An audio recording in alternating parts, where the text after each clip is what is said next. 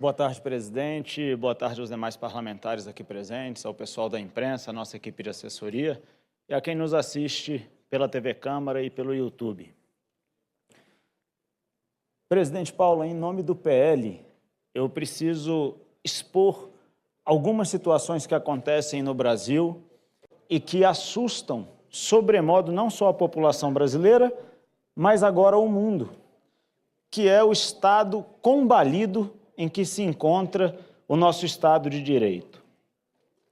Nós temos agora acontecendo no Poder Judiciário o julgamento em relação à denúncia de um outro grupo de pessoas, ainda em relação ao dia 8 de janeiro. E o ministro Luiz Fux trouxe à tona mais uma vez alguns pontos importantíssimos para o nosso Estado de Direito. E por Estado de Direito, eu estou querendo dizer que todos são iguais perante a lei e devem se submeter à lei. A lei tem que ser igual para todo mundo. O ministro Fux diz que as pessoas que estão sendo, que a denúncia contra as pessoas, a denúncia que deve ser recebida hoje, não deveria sequer estar sendo analisada pelo Supremo Tribunal Federal. Porque as pessoas que estão sendo julgadas não possuem prerrogativa de foro, não tem foro privilegiado. Então o correto seria elas serem julgadas pela justiça comum. Mas o Supremo criou uma nova interpretação e decidiu julgá-las como se elas ainda exercessem função pública. Percebam, a Corte Constitucional decidiu julgar brasileiros que não exercem mais função pública como se ainda exercessem.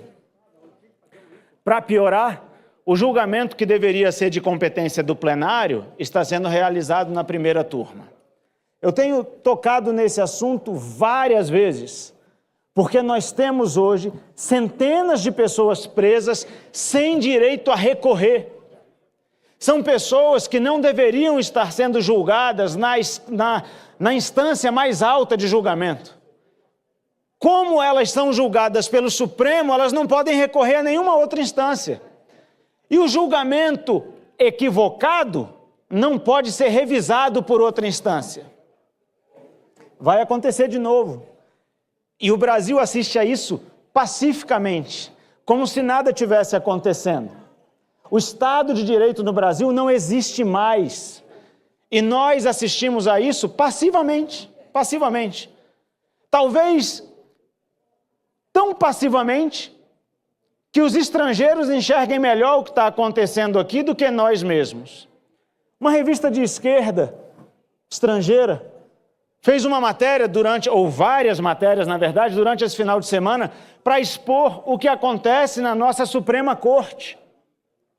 E falou que o atual presidente, na matéria, a revista menciona que o atual presidente do Supremo teria dito: nós derrotamos o bolsonarismo.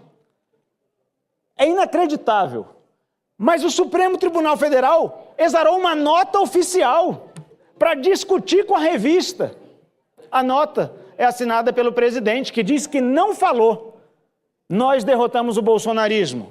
É tipo assim, não acreditem no que os olhos de vocês veem. A internet inteira publicou ele falando isso. O momento é muito delicado e é triste para o Brasil que o presidente da Suprema Corte tenha falado: nós derrotamos o bolsonarismo, porque não é papel institucional do Poder Judiciário, e menos ainda da Suprema Corte, derrotar qualquer candidato em eleições. Mas esse mesmo ministro Luiz Roberto Barroso, falou também, ao ser indagado sobre o processo eleitoral de 2022, quando estava nos Estados Unidos, ele responde à pessoa assim: perdeu o mané, não a mola. A expressão perdeu o mané é a expressão que a Débora, cabeleireira, pichou na Estátua da Justiça no dia 8 de janeiro, e pela qual está sendo condenada a 14 anos de cadeia. 14 anos de cadeia, porque ela escreveu na Estátua da Justiça a frase que o ministro Luiz Roberto Barroso falou. Essa condenação soa muito menos como uma pena por um crime e muito mais como uma homenagem ao ministro, infelizmente. É triste para o Brasil que o ministro Luiz Roberto Barroso tenha dito também que eleição não se ganha, se toma. É triste para o Brasil que isso tudo tenha acontecido e que ele ocupe hoje a cadeira de presidente do Supremo Tribunal Federal. É triste porque isso enfraquece o nosso Estado de Direito. Eu peço só mais um minuto, deputada Paula. Isso enfraquece o nosso Estado de Direito. E a credibilidade, que já é quase absolutamente inexistente aqui no Brasil, agora inexiste no resto do mundo. As vísceras do que acontece aqui no Brasil estão sendo expostas para o mundo ver. E apesar de nós, brasileiros, eventualmente não nos dispormos a lutar pelo que ainda sobra de Estado de Direito, no mundo as pessoas estão vendo o que acontece aqui no Brasil.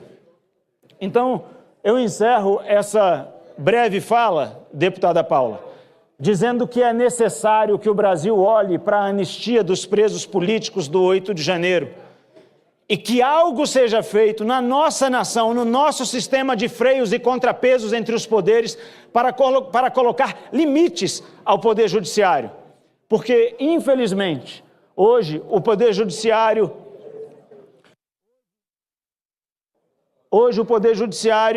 parece que avocou para si as competências do Executivo, que só consegue governar recorrendo ao Supremo Tribunal Federal. E se o Lula não tivesse o Supremo hoje, 89% de decisões favoráveis, não conseguiria implementar nenhuma política pública. E parece, infelizmente, que o Poder Judiciário também avoca para si as competências do Legislativo. Isso não pode ser chamado de Estado de Direito e é necessário que o brasileiro e que o Brasil discuta isso. É necessário que tanto o Poder Legislativo quanto o Poder Executivo tomem de volta para si as suas competências. E é necessário também que se discuta a questão dos presos políticos no Brasil e por isso eu mais uma vez toco aqui nessa tribuna na anistia, que é uma questão humanitária para aqueles que estão presos injustamente por uma espécie de vingança contra a depredação que aconteceu no dia 8 de janeiro. Te agradeço, presidente. Boa tarde a todos.